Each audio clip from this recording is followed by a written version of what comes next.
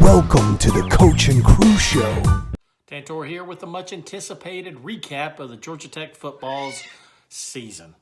Well, we finished 3-9 after a 3-3 start, and even that start was pretty rough.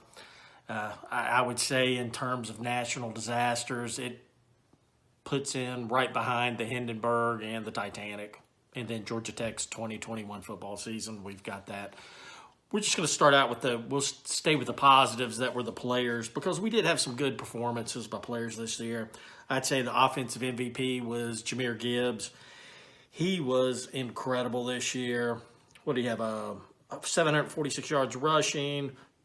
He had 465 yards receiving, 589 yards on special team kickoff returns. That makes him MVP of the special teams too.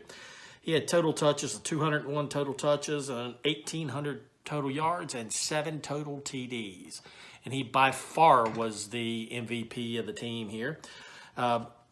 Defensive MVP, what I would say was Quez Jackson. He led the team with 102 tackles, 2 fumble recoveries, and was third on the team with 2 sacks. He had a fantastic season. So, we had players that came to play. They performed, and they did very, very well as far as individual performances go. The crap and the stench that the team has should not reflect on those players, or actually any of the players that were out there.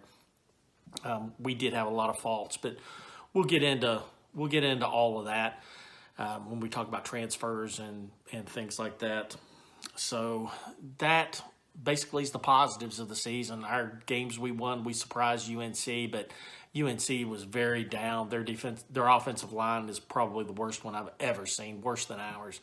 And it allowed our defensive line to basically dominate and really knock Sam Howell around, which was probably the best game that they had that they won this year, 45-22 at Mercedes-Benz Stadium. So if you're going to win one like that, that was really good. I think the worst game was that first game of the year, NIU, where Northern Illinois came down to the flats and basically outplayed us, controlled the game.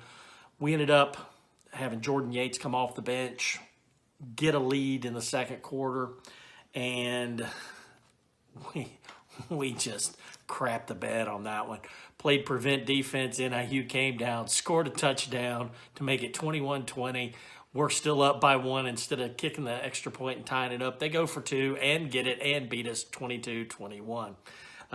It was just horrible. It was horrible effort, horrible coaching, and I knew right then and there this season was going to spin right down the drain.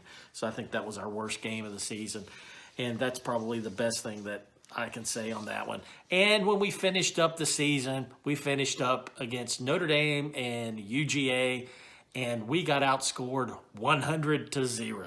Yes, outscored 100-0, and that's enough to be said about that junk, because it was crap. So we'll throw that away. We'll get into we had some good players this year. Our leading receiver was Malachi Carter with 38 receptions for 494 yards and 2 TDs.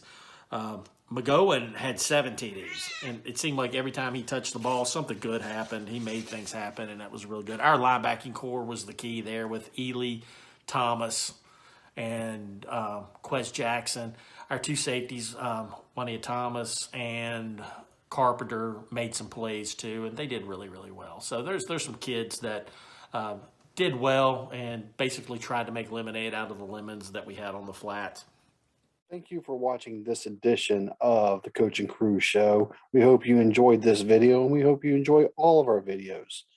Please like and subscribe to our YouTube channel, as well as hitting the little bell in the corner to get all of our notifications.